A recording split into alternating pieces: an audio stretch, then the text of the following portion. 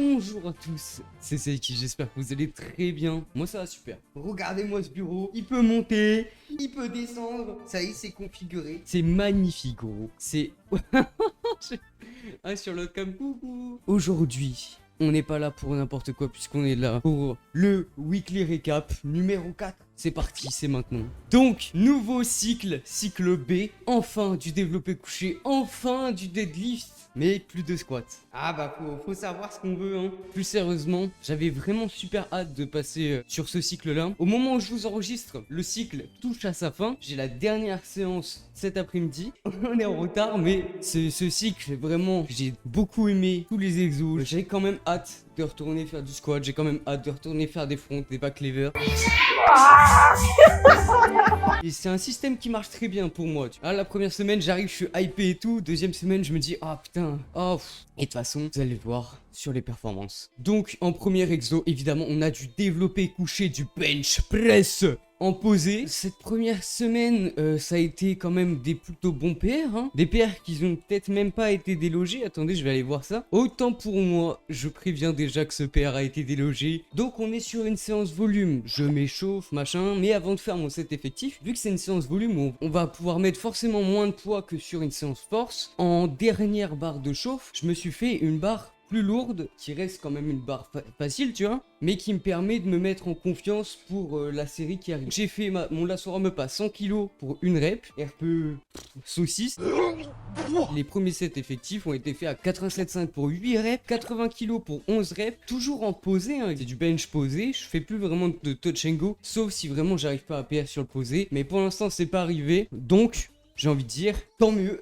Le posé a plus de transferts sur le touch and go que le touch and go n'en a sur le posé. Et je me suis terminé avec un 20 reps à 60 kg et 2 reps à 62 kg 5 en tempo vraiment très lent, très contrôlé. Je crois que ça devait être du 15 ou du 30 secondes. Bref, un truc vraiment tranquille juste pour me finir. Ensuite, on passe à des tractions. Mais la variante sur laquelle je vous ai dit dans le tout premier weekly recap, je passerai 30 kg x 3. J'avais dit ça. Alors, on verra si ça va se faire. Pour l'instant, ce que je peux vous dire, c'est que j'ai passé un 10 x 10 plus 10 kg de lest pour 10 reps. Après, plus 5 kg pour 15 reps et 0 kg pour 16 reps. Mais j'étais cramé. J'étais vraiment cramé. Pas une vraie perf, le 0 kg. Et c'est vraiment... Mais ça n'a rien à voir avec les tractions spination en compression complète. C'est 1 milliard de fois plus simple. Oui, mais les chin-ups, c'est de la triche. Non. Faut vraiment tu fais hop, hop, c'est tellement plus simple. Ensuite, un exo qui a un bon gros transfert sur la partie haute du mouvement du développé couché, c'est du overhead press. Alors overhead press, moi je le fais à la barre. J'hésite à passer sur une variante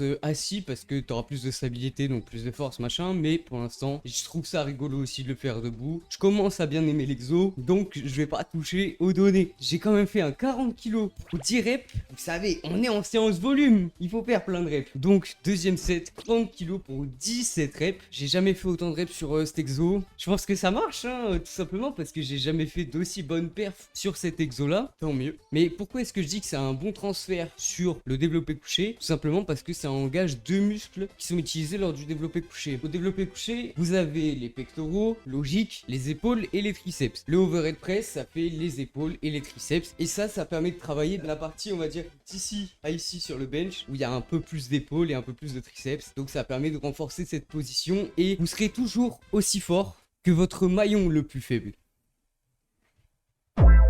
Réfléchissez un peu à cette phrase les amis, c'est réel. Mon maillon faible c'est mes épaules et mes triceps, alors on fait du renfort épaules et triceps. Ensuite, j'ai fait un exo du démon. Mais alors là, quand je dis un exo du démon, chef, je n'ai jamais eu une brûlure aussi intense sur une longue série. Première série, ça va. 12,5 kg pour 9 reps, curl incliné. Du curl incliné, vous avez le bras derrière et vous faites votre curl. Jusque là, ça va. La brûlure était pas très intense. Mais, comme je vous ai dit, on est en séance volume. Et en séance volume, il faut aller chercher des rep range, des passes 10, tu vois. Donc j'ai mis 8 kg et l'objectif c'était de faire un max de reps, comme d'habitude. Et j'en ai fait 18. La brûlure de 18 reps en curl incliné. Il n'y a aucun exo qui m'a jamais brûlé à ce point. La brûlure, elle est là sur le côté de votre biceps. Mais c'est horrible. Et après, du renfort, triceps, 18 kilos pour 17 reps, puis 18 reps. C'est pas le même nombre de reps sur les deux bras. Et ensuite, là, j'ai farmé comme un porc. 11,3 kilos pour 40 reps. Mais il y a un bras où c'est marqué RPE10 et l'autre bras où c'est marqué RPE8. Je sais plus du tout c'est lequel des deux bras qui merde. Selon moi, c'est celui-là qui est moins fort. Je suis droitier, mais mon triceps droit est moins fort que mon triceps gauche. Ça n'a aucun sens, bro. J'ai fini ma séance par des rotations cubaines. Pour faire simple, ça travaille la coiffe des rotateurs. Vous avez mon exécution. Vous pouvez le faire dans le vide. Tu vas faire ça. J'utiliserai un peu plus votre arrière d'épaule. Moi, je le fais pas pour la simple et bonne raison que je le fais en superset avec de l'oiseau à la poulie qui travaille mon arrière d'épaule, tu vois. Enfin, ça serait pas très intelligent dans mon cas, étant donné que si je me crame sur des rotations cubaines qui utilisent mon arrière d'épaule, je pourrais moins perf sur les oiseaux à la poulie qui focus vraiment mon arrière d'épaule et qui sont placés juste après. Pour l'exécution de mes oiseaux, je le fais juste en protraction, c'est-à-dire vraiment l'épaule en avant pour essayer au maximum de ne pas resserrer les omoplates et d'isoler mon arrière d'épaule. Évidemment, cette exécution-là, c'est plus dur. Mais enfin, les amis,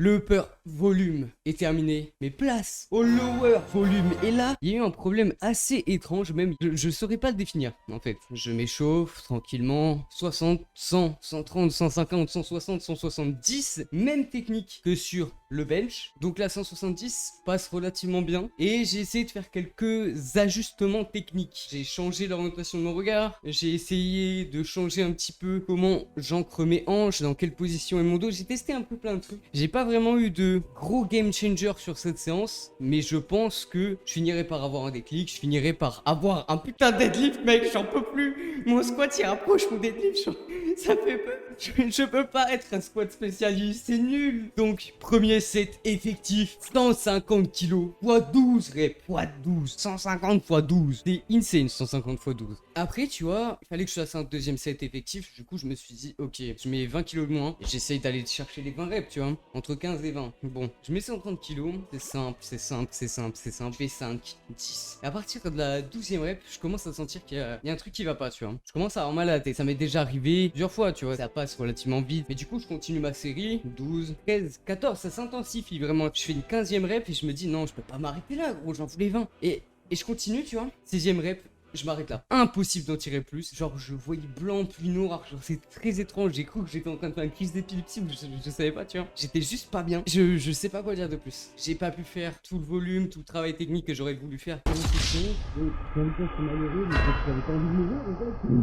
Donc, je me suis arrêté à 16 reps, malheureusement. J'ai fait quand même une dernière série à 100 kg pour une répétition, mais une rep vraiment lente. Pareil, en fait, j'ai commencé à avoir mal à la tête. Donc, j'ai calmé le jeu. J'ai pris du temps de repos. J'ai essayé de faire mon hack squat après, impossible. J'ai pris un vrai temps de repos et j'ai inversé les exos. Dans l'ordre, ça aurait dû être sumo deadlift, hack squat, natural leg extension, leg curl assis et ensuite le superset que je vais vous présenter là. J'ai skip le hack squat pour la simple et bonne raison que mon cerveau était en train de partir. Fort heureusement, j'allais chez mon médecin le soir même, tu vois. Donc j'ai pu lui en parler. Il m'a dit que c'était peut-être une montée de tension. Mon coach m'a dit la même. Mon daron m'a dit la même. Donc je suppose que ça doit être ça. Du coup, on évite d'aller chercher des trop gros rep range. C'est dû au fait que j'accumulais les gros bracing et du coup faire des bracing à répétition à répétition à répétition, ça m'a donné mal à la tête. Mais du coup le superset dont je vous parlais, c'est du curl au poignet, 2 séries effectives, 27,5 kg pour 19 reps, 22,5 kg pour 26 reps. Ensuite des extensions de poignet, donc 12,5 kg pour 13 reps, 7,5 kg pour 24 reps. Basta. J'ai complété le superset par des extensions triceps. Tout est très RPE branlette, tu vois, parce que j'étais pas très bien, je voulais faire le taf mais pas me fatiguer, donc je suis juste allé chercher des données en restant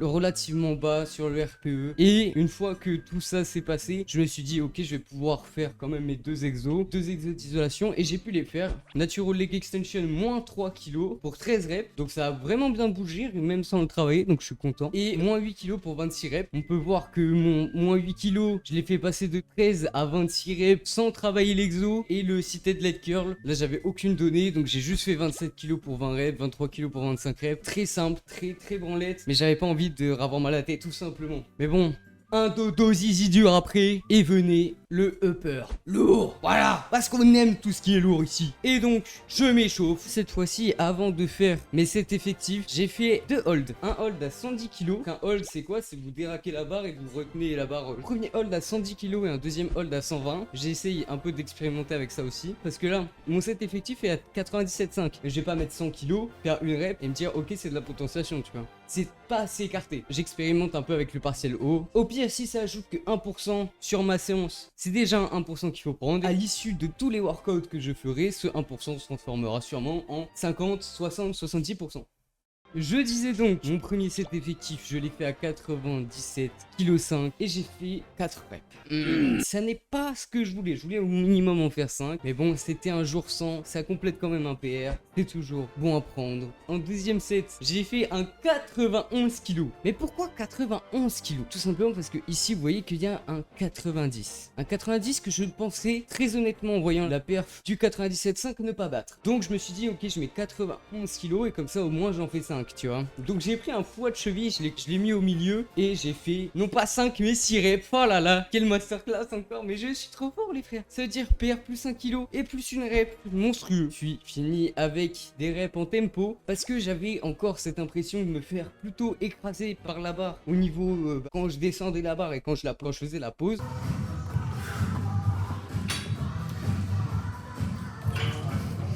Séverine.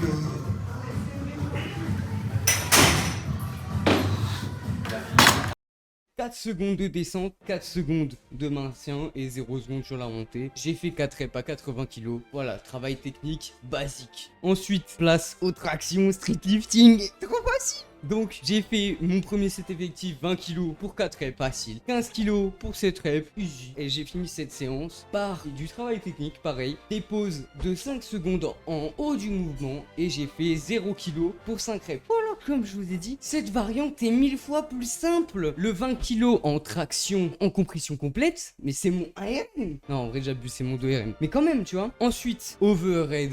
Presse. Voilà, parce que je vous ai dit, il faut travailler. Le point faible, je monte jusqu'à 52,5 kg.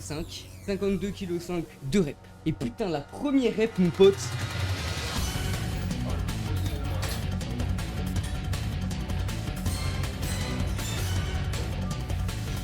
La première. Oh.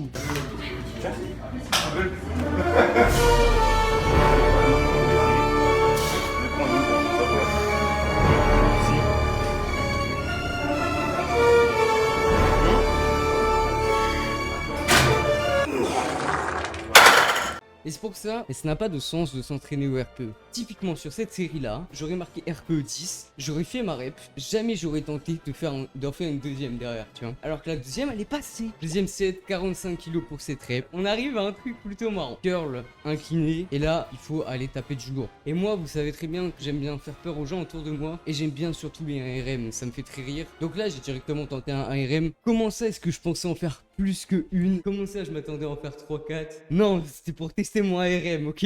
Donc je mets 20 kg et mon but c'est d'en faire 3-4. J'en fais qu'une du bras droit. Le bras gauche, j'ai pas réussi, bon. Donc j'ai réussi à faire une rep que d'un bras et pas de l'autre. Bon, pas grave. Et ensuite j'ai mis 15 kg et j'ai fait 3 reps et 2 reps, voilà. Et j'ai quand même essayé de faire un peu plus de volume après sur mon troisième set. Et j'ai mis 10 kg et j'ai fait 13 et 13. Là j'arrive à faire autant de reps, ça me fatigue.